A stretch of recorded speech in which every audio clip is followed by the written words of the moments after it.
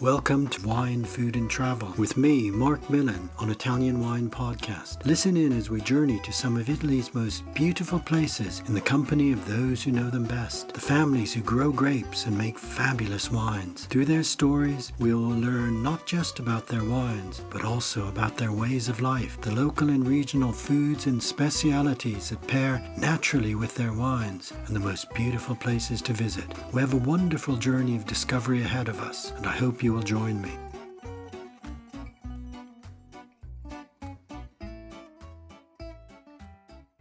Welcome to Wine, Food and Travel with me, Marc Millon, on Italian Wine Podcast. Today we travel to New York City to meet Dino Borri, the Global VP of Eataly, the Italian artisan food and beverage group that now has a retail presence not only across Italy, but also around the world, including in numerous cities in the United States. Dino, you've been responsible for opening many of the Eataly retail outlets all around the world, and now you make your home in New York City. Thanks for being my guest today, and thanks for joining us. How are you?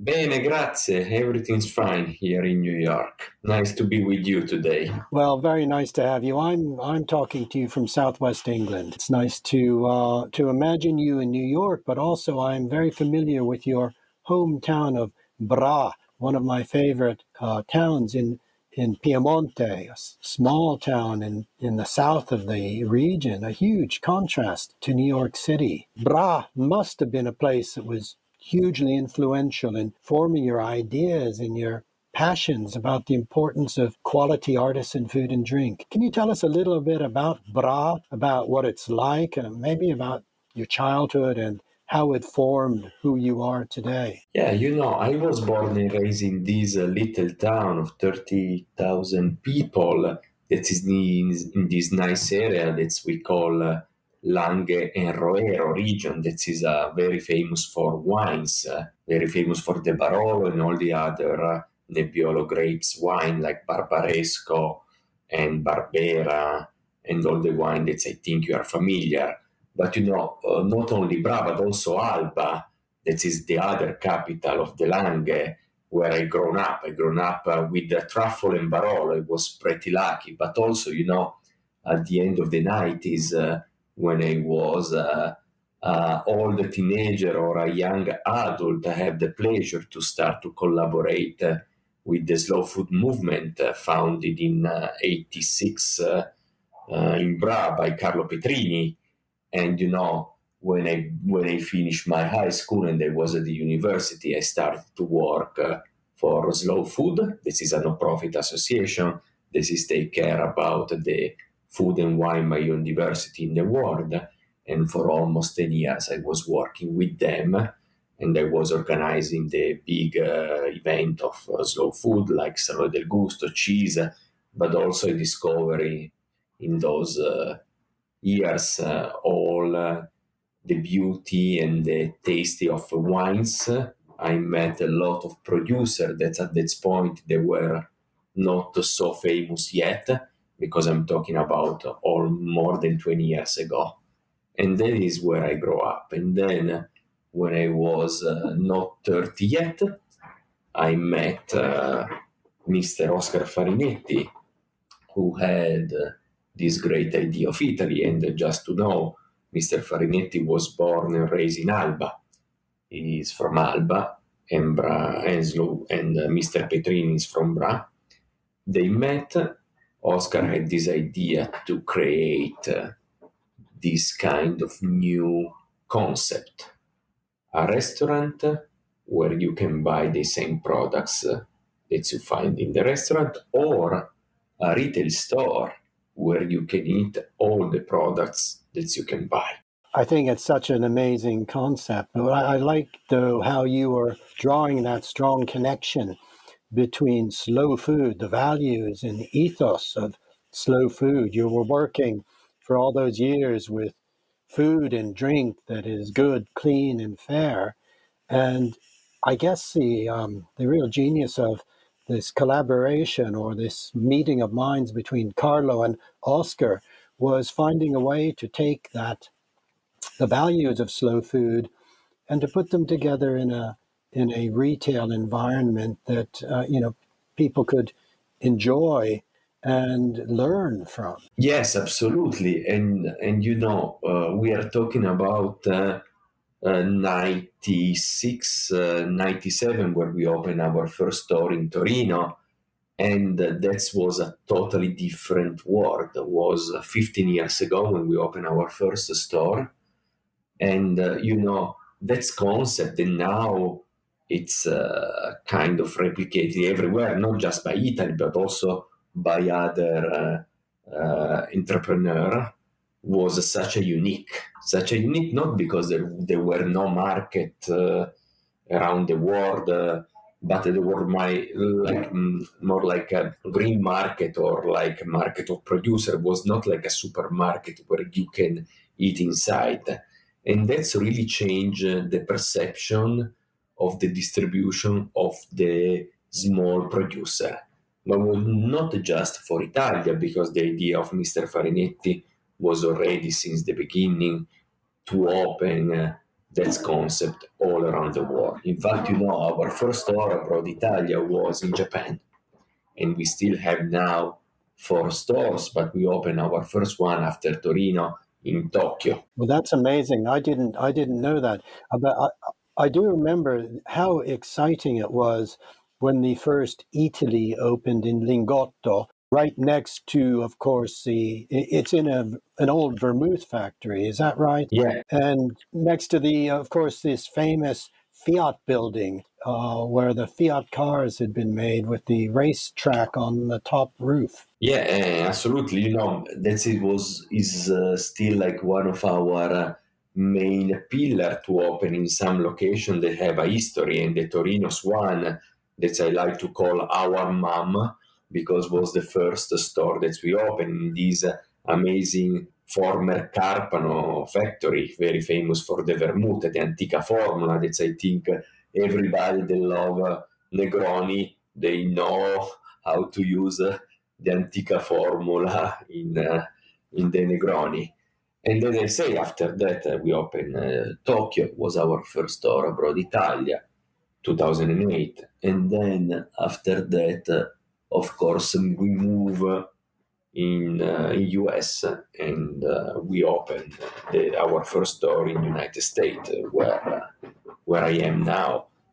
That's made us like what we are now, give us like international recognition all around the world, because of course New York is one of the capital of the world.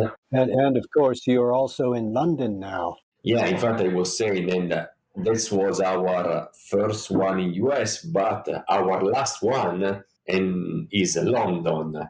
We were always looking for another location in the UK and in Europe, but it was not that easy to find this kind of footage in the city, because we are always talking about 45,000 square feet or 6,000 square meters. Some stores in Italy, they are even larger. And London, we opened during the pandemic, but Italy during the pandemic opened 2 stores, one in Dallas and one in London.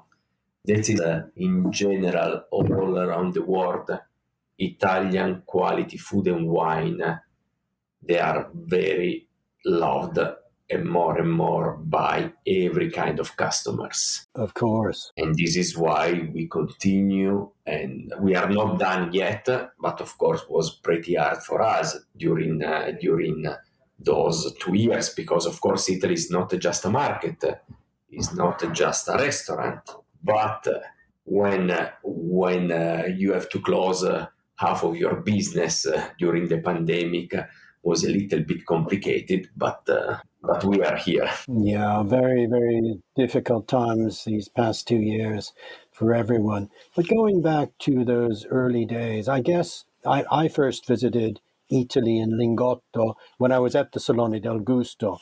And it seemed very natural to step outside of the fair, the exhibition hall, Terra Madre, where I was meeting people from food communities around the world. I was organizing that, that was my former job. organize Salone del Gusto in Terra Madre. Such a great occasion of these food communities coming together. And then to actually step into Italy, it felt quite a seamless transition that here we were suddenly within a completely different concept, a retail space. And yet it was still a place where you could learn about food. So education is very much at the heart of the Eataly concept. Of course, like our payoff is eat, shop, learn. And learn component is for us the most important because, food is culture, wine is culture. And when are you talking about products, wine, cheese, ham, whatever you want, you're not just talking about a meal. You are talking about a history. You are talking about geography. You are talking about the people that are making those products. And everywhere we go, everywhere we are using as much as we can the teaching component in our store to teach our customer from where the producer and the products are coming. And in fact, every store has a school. We give usually the best spot in the store. For example, here in New York, we have a school right in front of the entrance where we do couple of classes a day. In the past, because now we cannot, for obvious reason, we were doing also classes in the morning for the kids, for the school. And after, like a dinner time for the adults to talk about wine, talking about cheese, talking about cuisine, and teaching about food, about Italia, but not just about Italia, because everywhere we go, we are acting local, but we think global. And of course, Italy is exporting or selling Italian products, but everywhere we go, we work as much as we can with the local producer. That is mean if you go in the London store, you find a lot of UK producer. If you are in New York, you find a lot of producer from Hudson Valley. If you are in LA, you find a producer from California. And the same if you are in Italia. In Torino, we are more like Piemontese-centric, but if you are in Rome, there are more from Lazio. Okay, so this is very important for us. You're really having quality and the values behind your products, translating that into the local. That is very important. Now, one of the most interesting things, I think, as you say, is that these are shops where you can also eat. But it's not like just having a restaurant in a shop. I'm thinking again of Lingotto, where you can see the butcher, the macellaio, and opposite the butcher, you can sit down at a table and eat a bistecca or a tagliata, or you can go downstairs to where the bakery is and have a pizza where the bread is being baked. And these eating outlets in Lingotto certainly are dotted around the shop. It's very, very exciting to be able to actually see the raw material and then to taste it, to have chefs prepare it for you, the fish from the fish area, again, being prepared. Is that concept something you try to bring is whenever possible? Yeah, the concept is more or less the same, but as I say before, everywhere we go, we have the same philosophy, but we adapt a little bit more depending which country we are.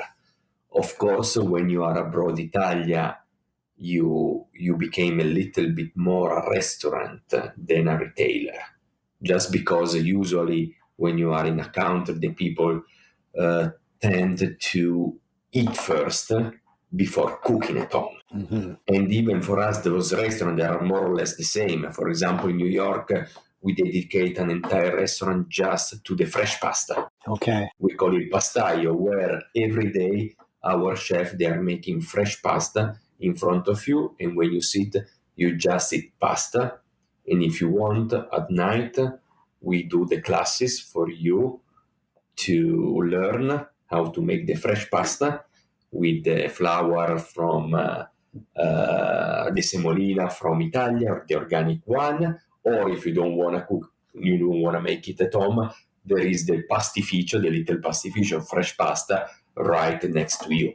And we have, of course, the meat restaurant, but a little different than what you remember in Italia, but it's more like, let's say, like a steakhouse. Because in US, even because you cannot export meat from Europe, it's not allowed to export meat from Europe in US. I'm talking about US right now. And you need to select the best local producer. But as you know, the meat, in the way they raise the meat in US is different than the Piemontese one. But let's say the concept and the philosophy is the same. Clean, good, and fair everywhere. And every time we try to also to open a new concept, and if the concepts are working well, we extend those in every restaurant. For example, in Los Angeles, we opened this beautiful rooftop because the weather is amazing. We call Terra, and over there is a huge grill, and every product from the earth, from the Terra, they are grilled.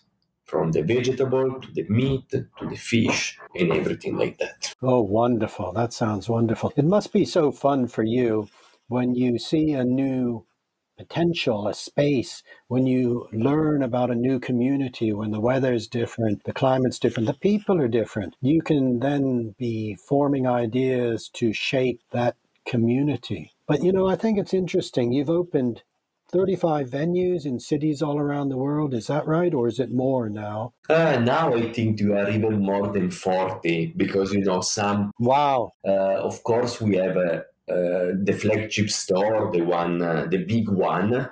And then we also have some concept in some country where, like in Japan, everything is super small, and we open a smaller concept just because it's almost impossible to have 4,000 square meters in the center of the city. Or, for example, we are in Dubai, we are in Korea, we are in a smaller city where, of course, the size of a store like Torino in some way doesn't make any sense.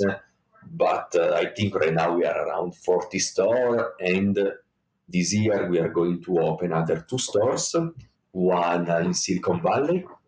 This is the capital in San Jose. This is the capital of the Silicon Valley, and another one in Italia, in Verona. Yeah. Oh, in Verona. How wonderful. What's fascinating is you've just mentioned some of those places around the world where people have different eating styles, different habits, different customs, where the Italian population may not be that large. And yet this concept is proving successful. What is it about Italian gastronomy that has such universal appeal, even in areas where there isn't a large Italian population? What do you think Italian gastronomy gives to the world? I think, what we are very lucky like a country. First of all, because we have a huge food biodiversity, one of the largest food biodiversity in the world.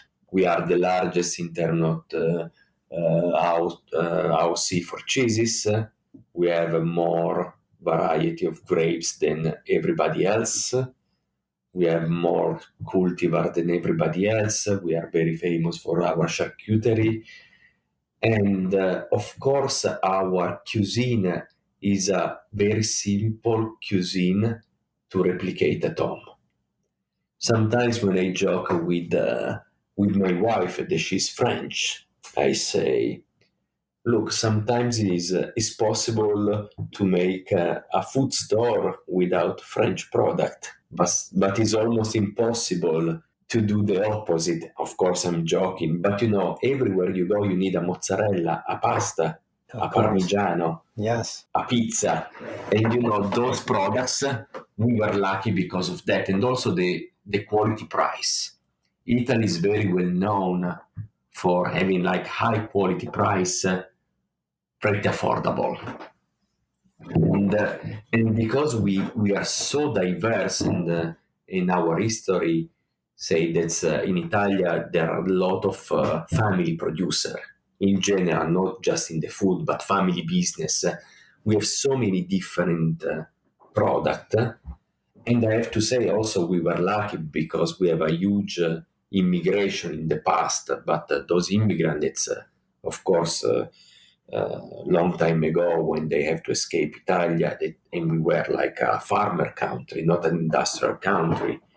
We were out and we export our products. The most important, of course, was the pasta and the wine. I mean, in US, and the famous spaghetti meatballs that is also in the filmography of Lily il Vagabondo in the Disney movie. Yes. That's for real is a typical dish from Abruzzi. There was this pasta, long pasta with a little polpette on the top. And the biggest wine that was exported in US at this point was the Montepulciano d'Abruzzo. That is not that was easy to transport. And of course, the first immigrant, they arrive here, they cannot find the same product, the same meat, and they have to invent in some. Yes. I'm saying that because to make pasta at home is pretty easy to do. And everybody can learn quickly how to make a pasta, and also a good pasta or a bad pasta doesn't cost so much different. Yeah, that's true. That's true. And if you use the quality ingredients, then you'll get even better results. Now, these Italian values underpin everything in Eataly, but I'm interested to hear you saying that in every country, in every area, you work with the local suppliers, the producers of the best foods, cheeses, meats, preserves, fish, seafood, many other products. What does a product or a producer have to be able to offer to make it into Eataly? First of all, when we go outside Italia, we have to understand the rules and what is possible to export. The example in US, we cannot export from Italia meat. We can export just a few kind of charcuterie, just the prosciutti, and a few producers are allowed to export salami and whatever. What we do, we select and we import as much as we can from Italia when it makes sense. But all the fresh products, we think that's important, they have to be local. Meat, fish, produce, vegetable, milk. But also what we like, we want to help the local community.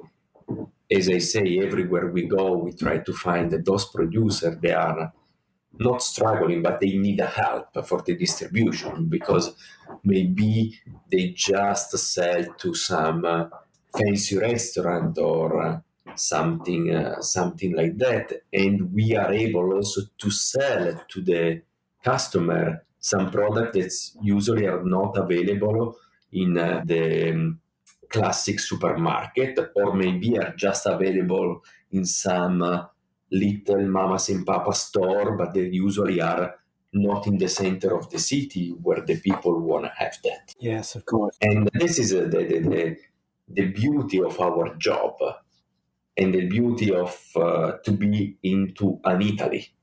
Everywhere you go, even in New York, we have a two store, the store downtown and the store midtown, they have a different product and they have a different dishes. I like that the fact that you find a way to make each shop, each retail experience individual. And I think it's also interesting, Dino, that especially after these 2 years, when certainly in many parts of the world, we've retreated to online shopping. That's become much more important. People are, we're not venturing out of houses, they were buying online. But the joy, the pleasure of the retail experience in a place like Eataly is really central to offering people a pleasure that you don't get when you're purchasing online. Yes, absolutely. And I we do a lot of online business and shipment, but when you are talking about the fresh food,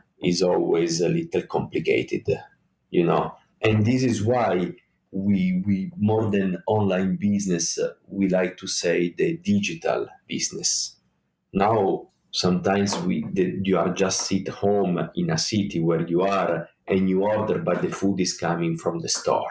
And I think there are two different business. One, when you are like super far away, and of course you can just receive those products. They can travel, let's say, are not super fresh, or you are in a city and there is just a delivery home. Oh, that's nice. So Eataly will deliver to your home as well. Yeah, this is what we were doing a lot during the pandemic, because of course we were open and you can order by phone, by message, by app, whatever, but we were bringing you home the products. You don't have to physically shop in the store, and you can have whatever is available in the store if you are in a close radius. Of course, if you are in 5 hours by car, is not possible. You can just order, I don't know, pasta, wine, those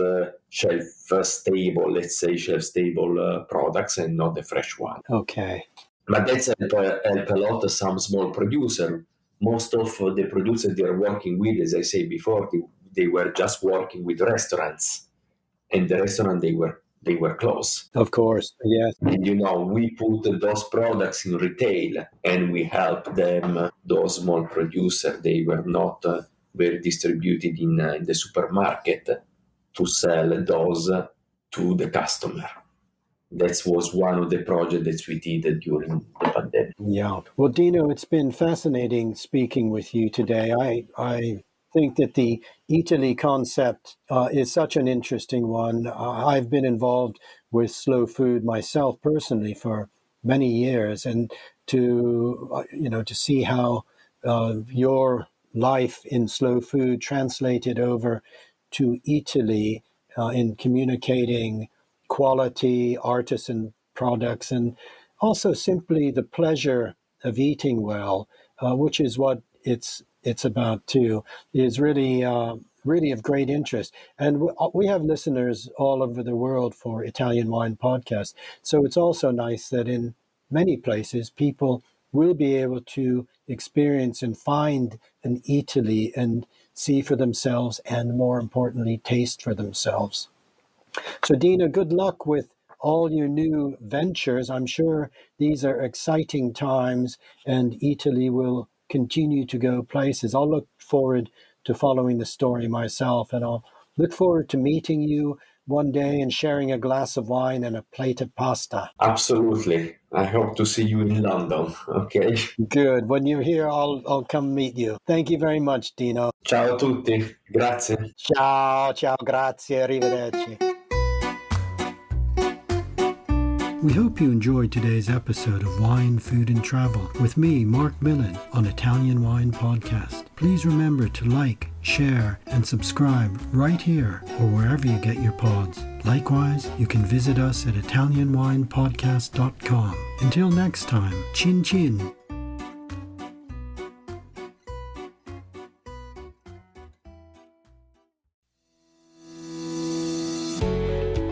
Guys, I'm Joy Livingston, and I am the producer of the Italian Wine Podcast. Thank you for listening. We are the only wine podcast that has been doing a daily show since the pandemic began. This is a labor of love, and we are committed to bringing you free content every day. Of course, this takes time and effort, not to mention the cost of equipment, production, and editing. We would be grateful for your donations, suggestions, requests, and ideas. For more information on how to get in touch, go to ItalianWinePodcast.com.